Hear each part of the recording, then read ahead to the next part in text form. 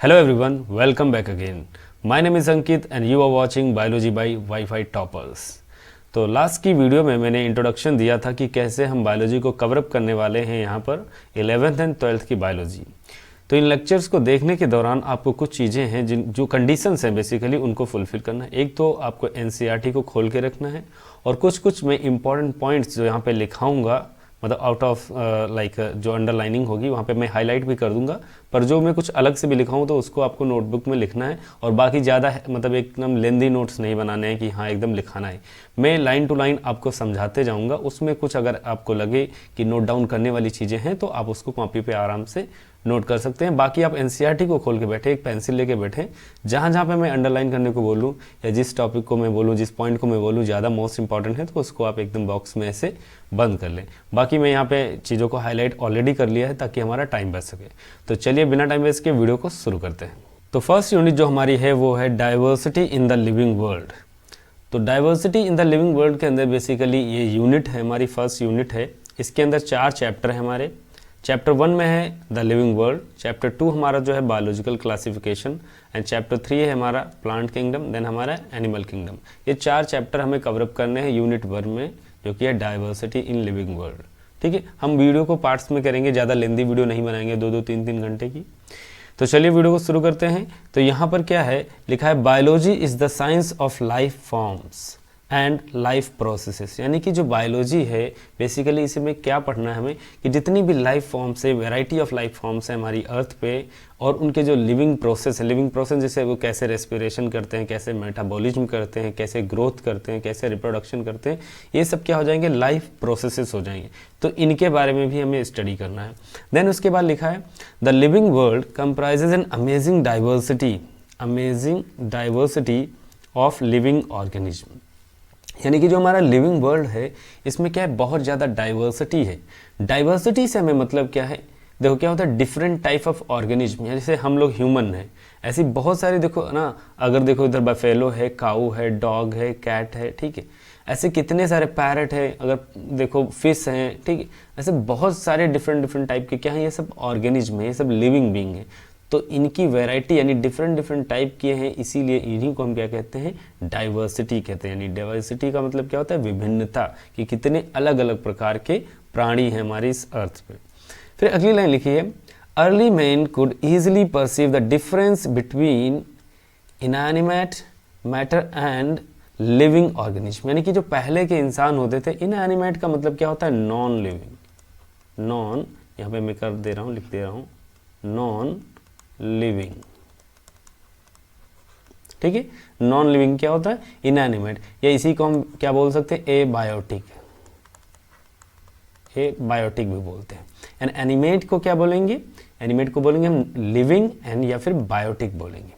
तो जो पहले के इंसान होते थे वो इनएनिमेट एंड एनिमेट दोनों मैटर में क्या करते, डिफरेंस करते थे। तो कौन कौन से थे, element define defeat some of the inanimate matter, जैसे कि विंड हो गई, सी हो गया, फायर हो गई, इन सबको उन्होंने क्या बोल दिया कि नॉन लिविंग है। एंड सम अमंग देम, जैसे कि एनिमल्स एंड प्लांट को क्या बोल दिया, एनिमेट, यानी कि वो लिविंग है। तो ये चीज होगी। A common feature of all the forms of inanimate and animate object was the sense of awe fear of the evoked.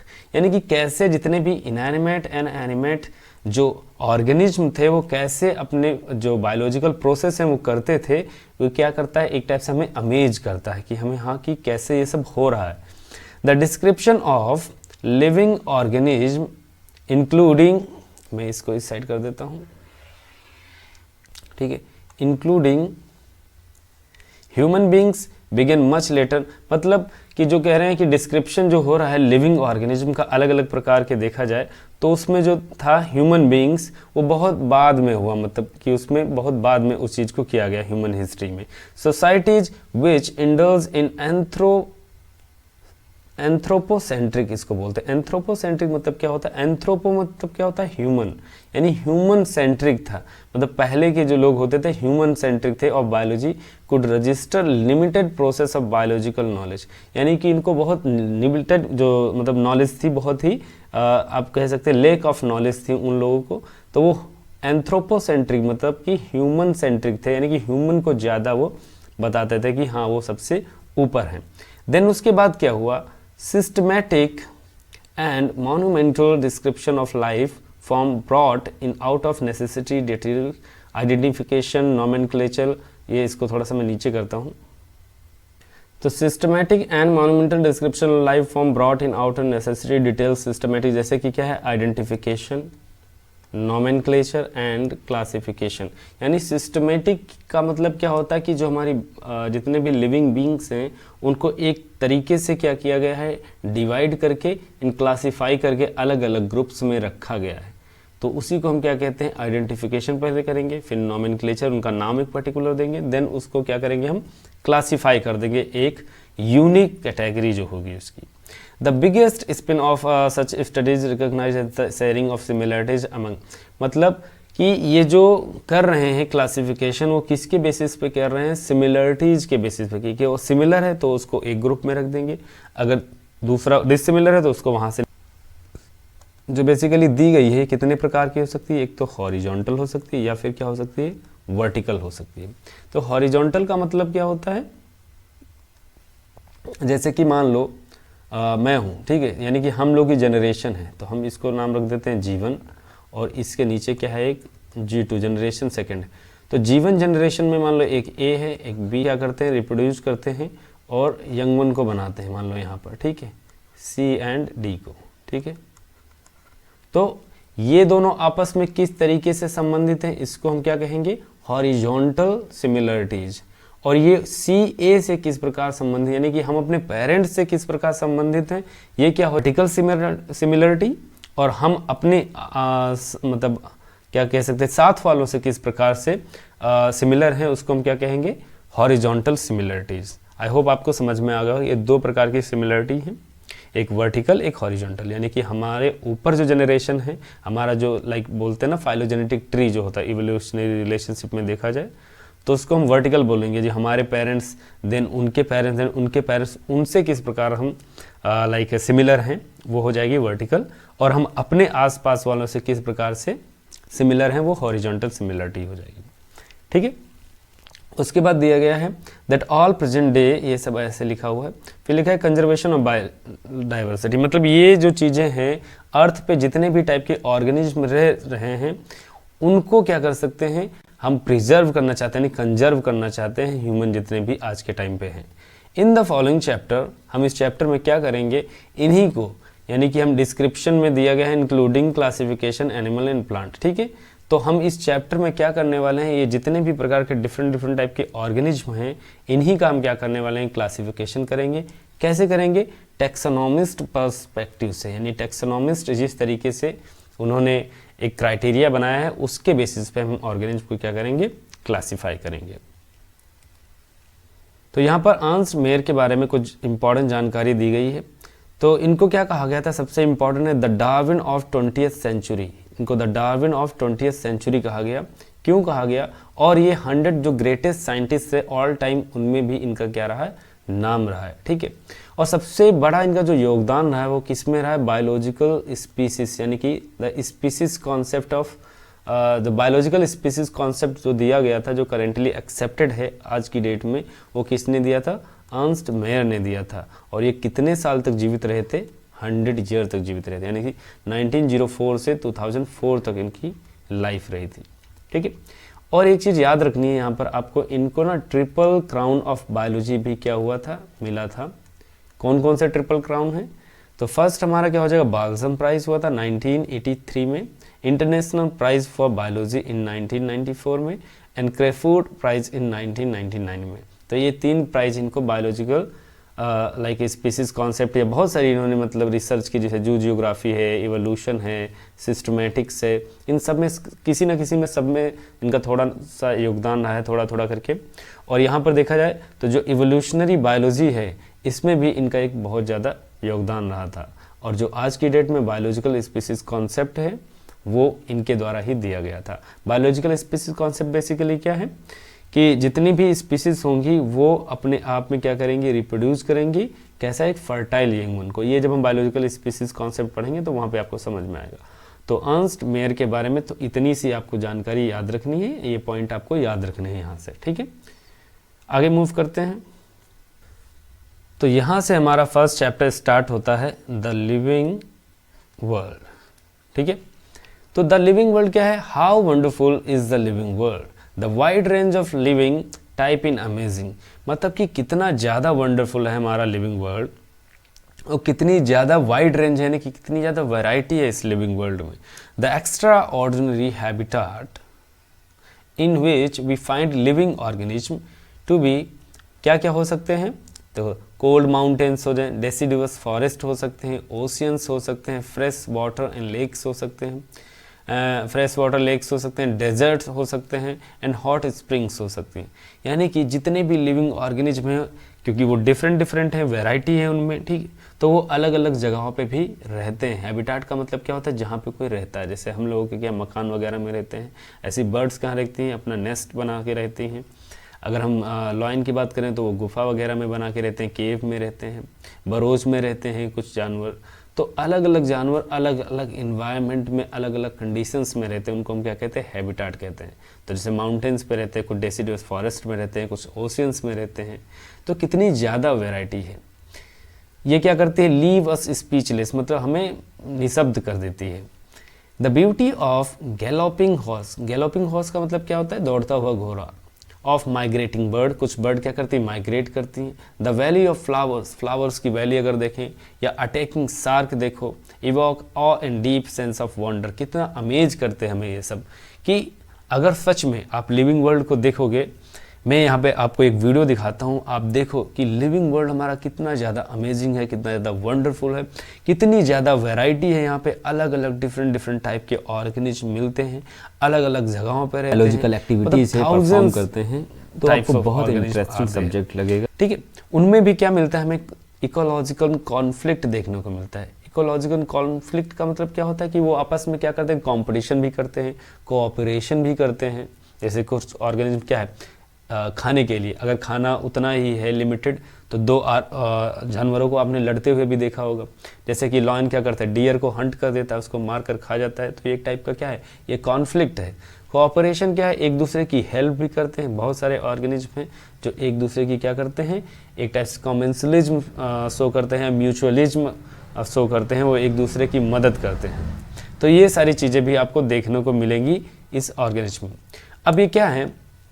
Among member of a population, या तो पॉपुलेशन के मेंबर्स होंगे, या among population of a community. ठीक है, यहाँ पे आप अपनी उसमें एनसीईआरटी में देख सकते हैं। ठीक है, तो उनकी हम कम्युनिटी में भी देख सकते हैं कि जो उनकी कम्युनिटी दी हुई है। Even molecular traffic inside cell, cell के अंदर भी हम देख सकते हैं कि क्या होता है, एक दूसरे को क्या करते हैं? कॉम्बिनेशन है उनके अंदर। एक ऑर्गेनिज्म सेल ऑर्गेनेल जो है दूसरे सेल ऑर्गेनेल से क्या है, किस प्रकार से कोऑपरेट करते हैं, मतलब किस तरीके से वो एक दूसरे पे डिपेंडेंट हैं, एक तरीके से हम बोल सकते हैं। And that what Indeed is life, मतलब कि क्या ये लाइफ को ज़रूरी है। तो इस सब के आंसर क्या है कि कैसे, जितने भी मतलब अगर फिलोसफिकली तरीके से देखा जाए तो एक्चुअल में हमारा जो फाइनल चीज़ बनता है वो कहता है कि व्हाट इज़ लिविंग, कि लिविंग है क्या दरअसल। तो लिविंग के अंदर कौन कौन सी चीज़ें आएंगी वो अब हम देख। तो diversity in the living world, अब ये फाइनल जो हमारा चीज़ आ गया है यहाँ पे, ये इसको हम डिस्कस करते हैं। If we look around you will see a large variety of living organism. जब हम अपने चारों तरफ देखते हैं तो हमें क्या देखने को मिलता है? कि large variety of living organism देखने को मिलती है। पॉटेड प्लांट्स, अगर हम प्लांट्स को देखें, इंसेक्ट को देखो, बर्ड्स को देखो, योर पेट्स, हमारे जो पेट्स हैं जो घर पे पालतू जानवर, अदर एनिमल्स एंड प्लांट और अदर एनिमल्स एंड प्लांट, इन सब को देखो। There also several organism that you can not see with your naked eyes, और भी ऐसे ऑर्गेनिज्म हैं इस अर्थ पे जिनको हम अपनी नेकेड आइज यानी कि ऐसे नग्न आंखों से नहीं देख सकते, but they are around us, परंतु वो हमारे चारों ओर हैं। If you were to increase the area that you make observation in large range variety of organisms, अगर हम क्या करते हैं, if you increase the area, अगर हम अपनी एरिया को इंक्रीज कर देते हैं यानी कि और भी ज़्यादा ब्रॉड लेवल पर देखें तो हमें बहुत ज़्यादा, मतलब हम एक आसपास में अपने देखेंगे तो वहाँ पे कुछ तो मिलेंगे ही मिलेंगे, पर अगर हम अपनी एरिया को बढ़ाएं और भी दूर तक जाएं, अपनी कंट्री में देखें, दूसरी कंट्रीज में भी देखें, तो हमें बहुत ज़्यादा मतलब वेराइटी ऑफ ऑर्गेनिज्म मिलेगी, मतलब उनकी रेंज जो है बढ़ जाएगी। That you see would increase, मतलब उनकी जो वैरायटी है वो क्या हो जाएगी, इंक्रीज हो जाएगी। Obviously if you were to visit a dense forest, अगर हम डेंस फॉरेस्ट को देखते हैं, you would probably see much greater number of kinds and kinds of living. और तो हम अगर फॉरेस्ट में जाते हैं, कोई डेंस फॉरेस्ट है, तो वहाँ पे बहुत ज़्यादा डिफरेंट काइंड ऑफ ऑर्गेनिज्म हमें देखने को मिलेंगे वहाँ पे। तो यहाँ के जो मंकी हम लोग देखते हैं वो तो नॉर्मल होते हैं, वहाँ पे और भी ज़्यादा अलग अलग तरीके के मंकीज, उनकी भी वैरायटी देखने को मिल सकती है। डिफरेंट वैरायटी बर्ड्स की हमें देखने को मिल सकती है। स्नेक की वैरायटी बहुत ज़्यादा डेंस फॉरेस्ट में होती है। तो ये सब चीज़ें हमें देखने को मिल सकती हैं। Each different kind of plant, animal and organism that you see represent a species. ठीक है, तो जितने भी हम डिफरेंट काइंड की चीज़ें देखते हैं, जैसे हम लोग क्या हैं, ह्यूमन हैं, तो अब हम लोग मतलब क्या, हमारी पॉपुलेशन तो बहुत ज़्यादा है, पर अगर एक टाइप ऑफ ऑर्गेनिज्म देखा जाए तो हम सिंगल काउंट किए जाएंगे। क्या काउंट किए जाएंगे, होमो सेपियंस। ऐसे जितने भी डिफरेंट टाइप के ऑर्गेनिज्म जो हम देखते हैं उनको हम क्या टर्म देते हैं, एक वो क्या है, सिंगल स्पीसीज है। तो इस तरीके से हम नंबर ऑफ ऑर्गेनिज्म की बात नहीं कर रहे हैं, द नंबर ऑफ स्पीसीज की हम बात करें कि कितनी टोटल स्पीसीज हैं, तो वो अराउंड 1.7 to 1.8 मिलियन है, यानी कि 17 से 18 लाख। ये भी हम लिख सकते हैं 17 से 18 लाख तक है। 17 से 18 लाख तक क्या है, नंबर ऑफ स्पीसीज हैं, और जिसको हम क्या कहते हैं, बायोडाइवर्सिटी कहते हैं। ये जो ऑर्गेनिज्म डिफरेंट टाइप के हैं, इन्हीं को हम क्या कहते हैं, बायोडाइवर्सिटी कहते हैं। ठीक है, आगे मूव करते हैं। अब इसके बाद है, we should remember here that as we explore new areas. ठीक है, हम जब नई एरिया देखेंगे, एंड इवन ओल्ड वन, ठीक है, तो ओल्ड वन भी देखें, new organism are continuously being identified. अगर हम पर्टिकुलर एरिया को देखते हैं, ऐसा नहीं कि एक बार हमने देख लिया एरिया को तो वहाँ पे जितने ऑर्गेनिज्म हमें मिले हैं बाद में नहीं मिलेंगे। यानी जिस एरिया को हम देख चुके हैं, या फिर कोई न्यू पर्टिकुलर एरिया पे अगर हम जाते हैं, इसको एक्सप्लोर करते हैं, तो वहाँ पे कंटिन्यूसली बीइंग आइडेंटिफाइड, यानी कि न्यू जो ऑर्गेनिज्म है आर कंटिन्यूसली बीइंग आइडेंटिफाइड, यानी कि वहाँ पे मिलने के चांसेस हैं और भी नए organism. As stated earlier, there are million of plant and animal in the world. We know the plant and animal is are own area by their local names. ठीक है, तो जो जितने भी हम देखते हैं, there are millions of plants हैं, ठीक है, एनिमल्स हैं इन द वर्ल्ड। तो वो जो millions of plant and animals हैं, उनको हम क्या कहते हैं, हमारे जो अराउंड में है उनको हम लोकल नेम से भी जानते हैं, कि हमारे कंट्री में कुछ और कहा जाता है, दूसरी कंट्री में कुछ और, even with in the country अलग अलग जगहों पे, अलग अलग स्टेट में उनके कुछ अलग अलग नाम होते हैं। ठीक है, जैसे हम लोग क्या कहते हैं, आम कहते हैं, कहीं पे मैंगो कहा जाएगा, जैसे इंग्लिश में अगर कहीं बाहर की फॉरेन कंट्री में बात करी जाए। ठीक है, कहीं कन्नड़ में आम को कुछ और कहेंगे, संस्कृत आम को आमरा कहते हैं। ठीक है, तो इस तरीके से उनके क्या होते हैं, नाम बदलते जाते हैं। These local names would vary from place to place. और ये जो लोकल नेम है पर्टिकुलर किसी भी चीज़ के, चाहे वो प्लांट हो चाहे एनिमल हो, वो वेरी करता है। Even within a country, country के अंदर भी।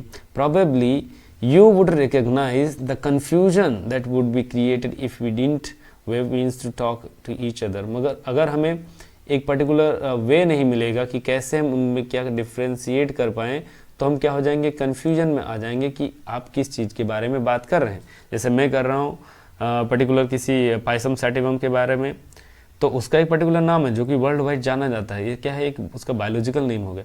पर हमारे वहाँ क्या कहा जाएगा, उसको गेहूँ कहेंगे, कहीं जैसे मतलब अब हमारे वहाँ गेहूँ कहा जाता है, कहीं वीट कहा जाएगा, कहीं कुछ और कहा जाएगा।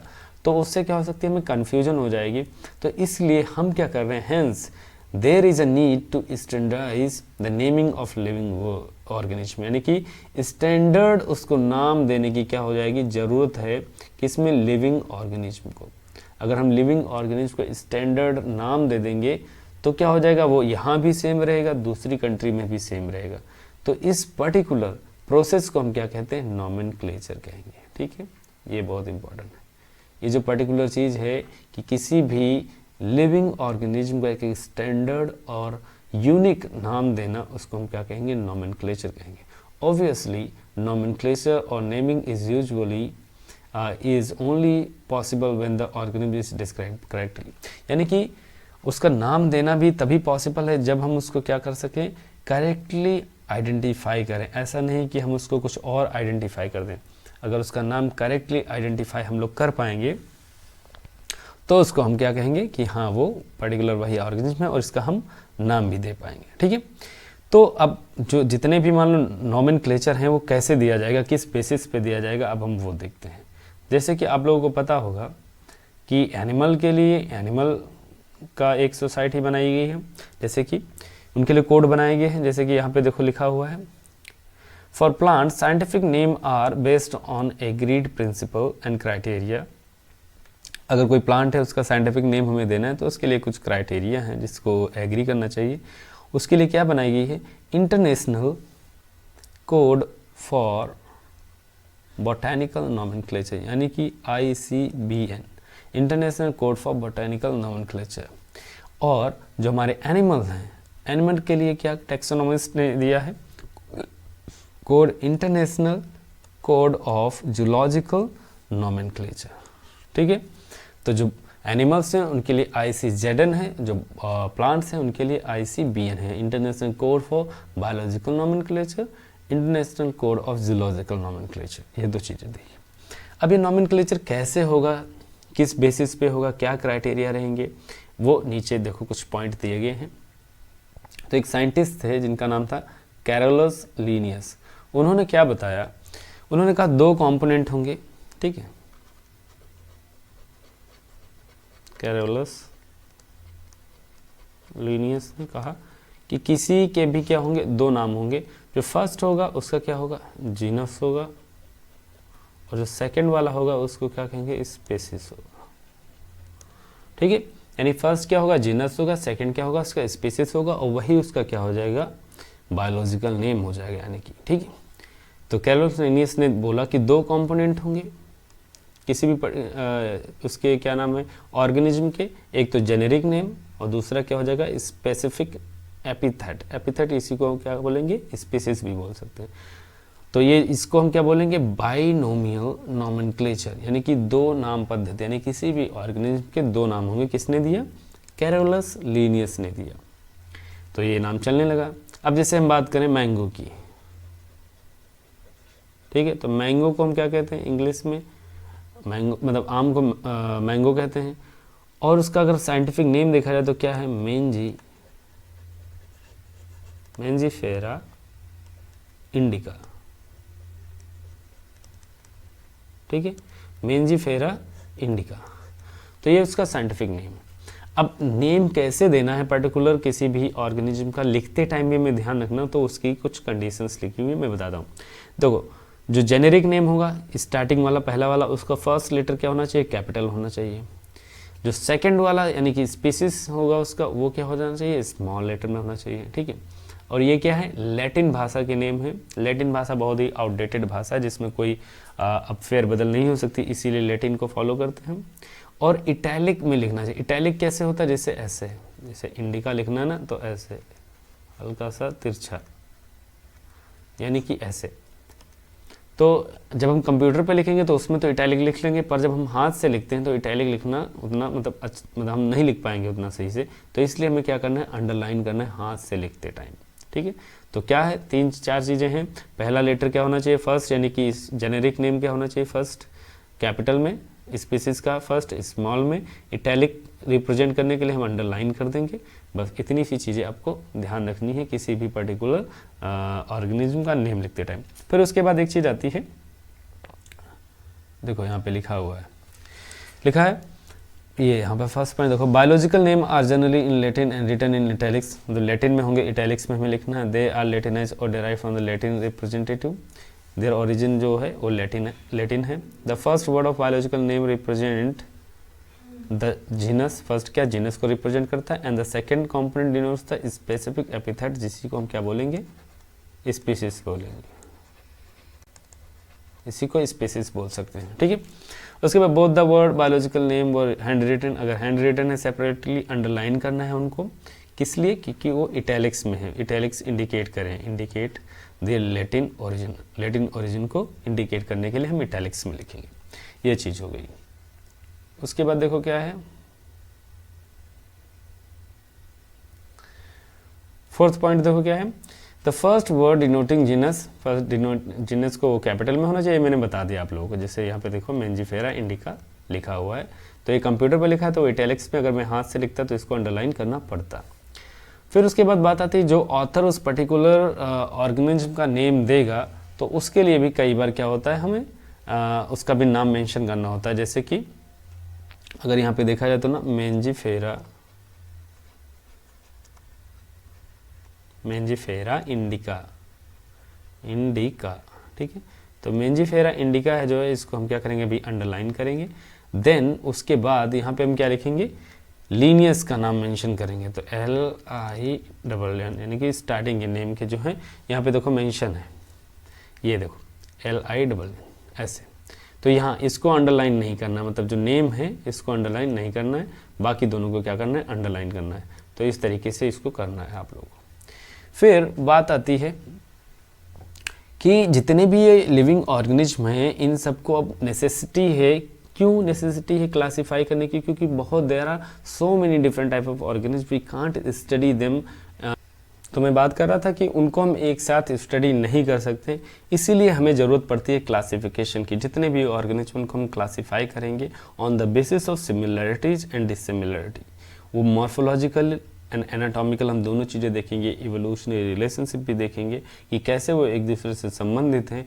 उसके बेसिस पे ऑर्गेनिज्म को अलग अलग कैटेगरीज में रखेंगे, जिनको हम क्या कहेंगे, टेक्सॉ कहेंगे। क्या कहेंगे, टेक्सा, या फिर टेक्सॉन क्या है, सिंगल है, टेक्सा क्या है, बड़ा। तो इस तरीके से हम करने वाले हैं। तो बाकी के जो नीचे का है वो हम नेक्स्ट वीडियो में पढ़ेंगे। अगर आपको वीडियो अच्छी लग रही है तो वीडियो को लाइक कीजिए और चैनल को सब्सक्राइब कर लीजिए। मैं कोशिश करूंगा इसी तरीके से वीडियो जल्दी बनाता रहूं, ताकि आप लोगों को आपके लिए हेल्पफुल रहे वीडियो। तो मिलते हैं नेक्स्ट वीडियो में, तब तक के लिए टाटा बाय बाय, जय हिंद।